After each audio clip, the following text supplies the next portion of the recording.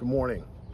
Have you ever had a problem with your Overland camping setup and you spent hours and hours researching the perfect solution for that, and then you purchase it only to get it home and unbox it and kind of have some second thoughts, and then after about a year of using it, you really start to realize it's not giving you the solution you'd hoped it would? Well, today I'm going to give you 3 reasons why I dislike my Diamondback cover. Hi, I'm Jeremy with Jack Monkey Jeep, and I'll show you that and more right after this.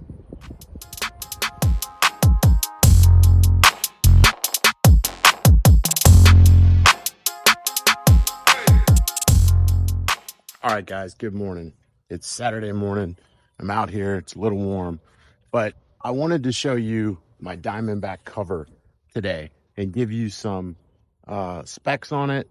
Talk about 3 reasons why I really don't like it, and then we'll conclude it up, and then you can make your own decision whether this is the right solution for you.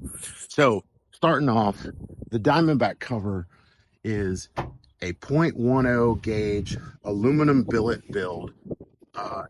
It's about 125 total pounds. Now, as you see, I have the front runner bars connected here, and it allows me to have 1,600 pounds mounted on top of this. Now that's important. Why? Because I bought this for the specific solution of giving me security, waterproofing, and allowing me to mount a rooftop tent. Those are the problems I was trying to address when I researched the Diamondback. And the only difference between this one, the HD, and the regular Diamondback is this panel right here. This one, and then on this panel, another one of these braces welded into the inside of the Diamondback that gives it that extra strength to be able to hold 1,600 pounds. It is made in America. It does come with a lifetime warranty. I've never had to call and try to get anything used. And according to their website, it do say it takes 10 minutes to uninstall and reinstall the panel. That is about true. So all you really need to do that is a 14mm wrench. There are 4 bolts here on the inside, 2 on this side and 2 over there on that side. You take those out and then it allows you to remove that center panel. Now, these exterior panel, or the tail panel and the head panel as they're called, hopefully you can see this, come out very simply. First, you have to take off the strut, which is easily done like that. You don't necessarily have to take this top off. And then you take off the other side right here. And then it lifts out of this side, and on the other side, it slides that way, and you can lift this panel off. The front section, which I'll show you, is a little bit more intricate.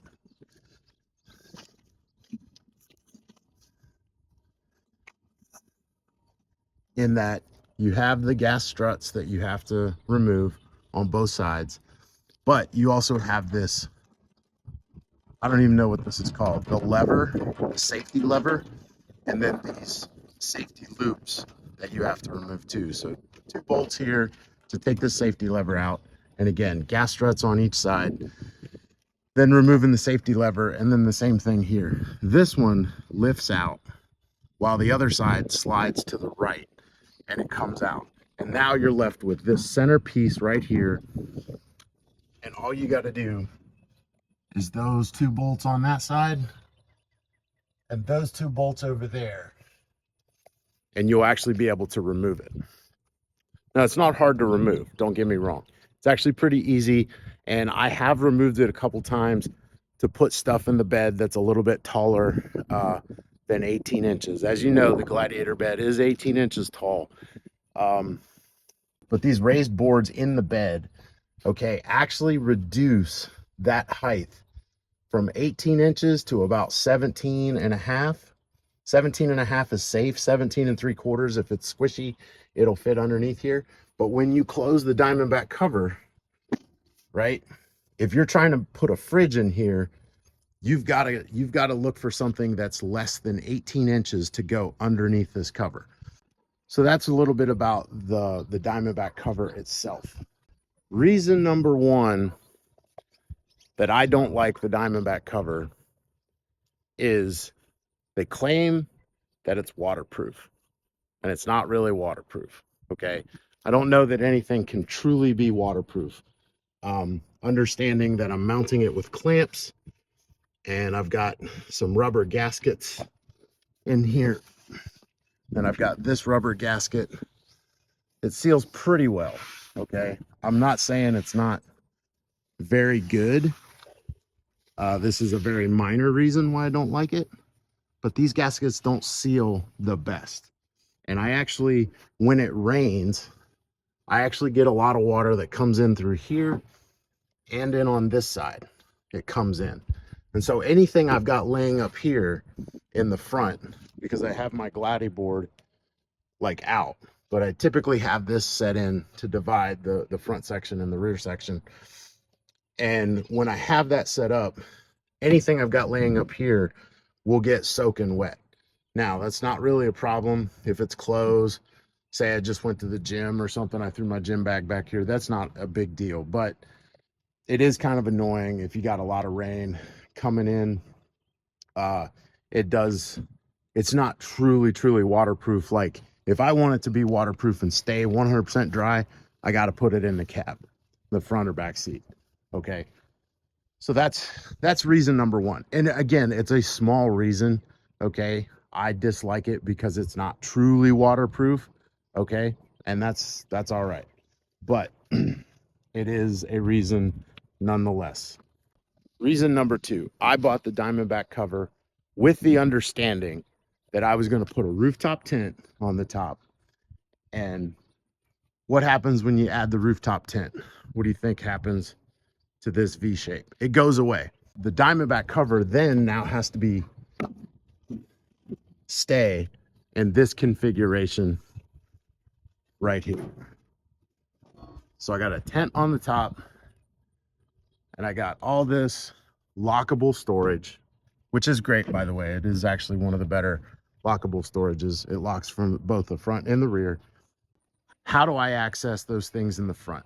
The only way to do that is now I have to crawl up in there and pull those boxes out. Minor inconvenience for the security that it provides. But again, this is a video about why I don't like it.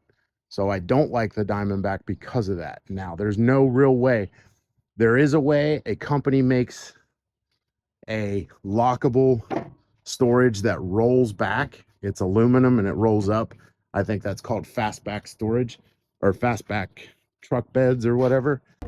In those yellow totes, I like to store like my recovery gear. I like to store my Freedom Panel bag and other like camping gear things that I've got in there, miscellaneous. So if I got my Gladi board in there and stuff in the back and I just want to access this front panel, this is how I have to do it. So I have to go here. I have to reach underneath here, flick the lever so that it accesses up. Now I've got access to this side, or I can walk over there and access that. I have to slide this forward, and this is all the access I have to get into this box. Okay, if you can see that. I can kind of manipulate and get the lid off. But you see, it's not, and it, as I take one side off, the other side connects. But as you can see, it's not really conducive to getting this stuff out. Now, this one, I can grab my rear cover. Boom, that came out pretty easy. But on the other side, I carry my recovery gear in a bag. So let's take a look and see what that looks like when I try to get that out. So now this tote is heavier. I gotta open. You can see my recovery bag. And I'm doing this with a camera, so very difficult.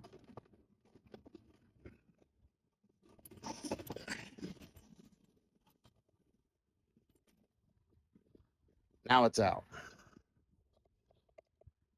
Again, minor inconvenience, but not the reason I purchased it. Again, it's why I dislike the Diamondback cover. So that was a little tough to get out. And then obviously the more stuff you put in here, like I got enough room right there to put a camping chair, and it saves some space up here in the front. But when you do that, then it can't move back and forth very easily. So that's reason number 2 why I dislike it. Along with the access to it, I'm not really a fan of how it looks. I mean, I don't know if you can see how like this is angled up and then it's level and then this is angled up. At least that's the way it looks to me. It doesn't look like it lays flat on the bed. I don't know if you can see that from that angle or not.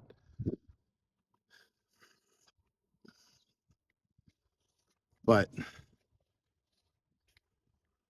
yeah. And then with these rail systems, you have to actually install these. And that's not hard, but it is kind of a pain in the ass to install them. And then once you get them installed, you can't take them off because these screws in here are drilled down into the Diamondback cover itself, and you now have more holes in your bed, and they're not waterproof. But when you leave them installed, that keeps it waterproof. So with these rails, if I take the front runner rail system, the crossbars off, I have these rails. Now, another advantage to owning this, I don't have a four-wheeler, but you can put a full-size four-wheeler up on top of the bed and store it. And you can tie it down using these cleats that are mounted. And again, you have to mount those, but you could put a four-wheeler up on top of that. But now with the rail system, the tires might sit right on top of that rail system and could damage it, could create some cutting in that rubber gasket underneath here that could create some additional leaks. So even though it's a good feature to put the rooftop tent on, I don't have a four-wheeler. And again, it's a very minor thing. But if I wanted to mount something or carry something on top of that, those rails might get in the way of that. So I actually kind of lose that feature when I mount those rails on top. Again, minor things, it's not what I like. If you look at it, I'm just not a fan of what it looks like on the bed of the Gladiator. So that's reason number 2. So the final reason I don't like the Diamondback is I actually bought it to mount a rooftop tent. And as you can see, I don't have a rooftop tent there. I haven't had a rooftop tent mounted on that in a few years. You see where the rooftop tent is mounted on top of my hiker trailer so that I could have a base camp like setup. And then this could be my off-road exploring vehicle, not truly an overlander, although I could convert it to an overlander. So the reason I purchased it is not even what I'm using it for anymore. Again, I just dislike it because of that.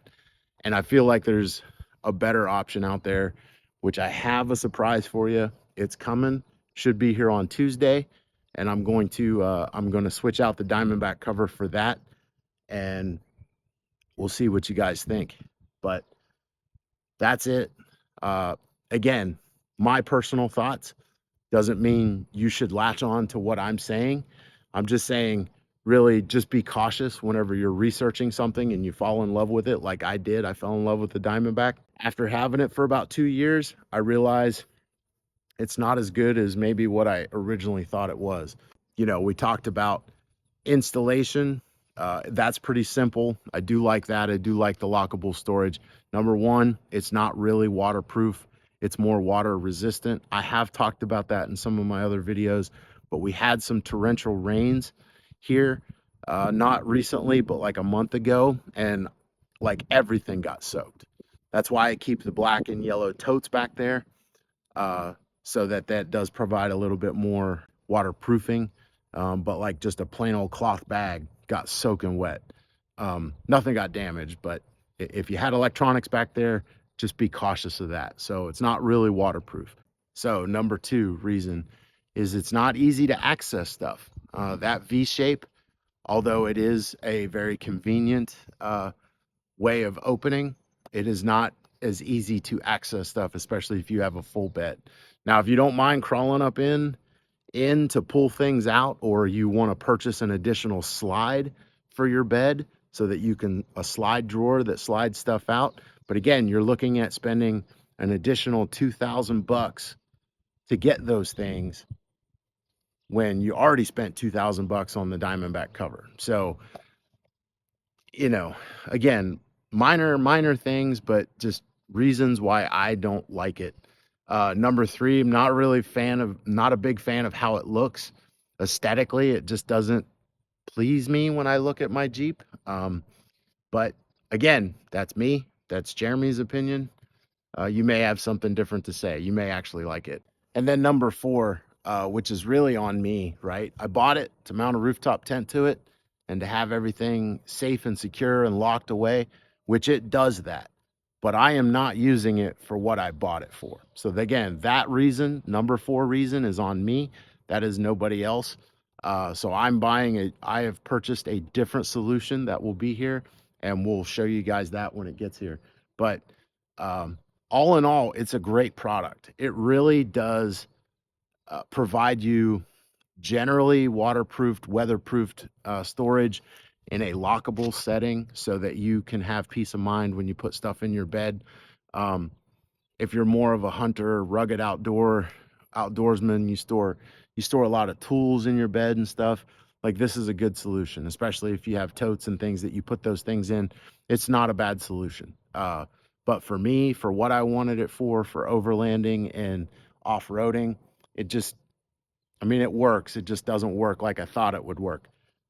So I'm going a different direction. So, but yeah, hey, that's today's video. Hope you liked the video. Hopefully it provided some good information to you. If you like this content, as always, hit that like and subscribe button. Get out, enjoy your weekend, and we'll see you next time on Jack Monkey Jeep.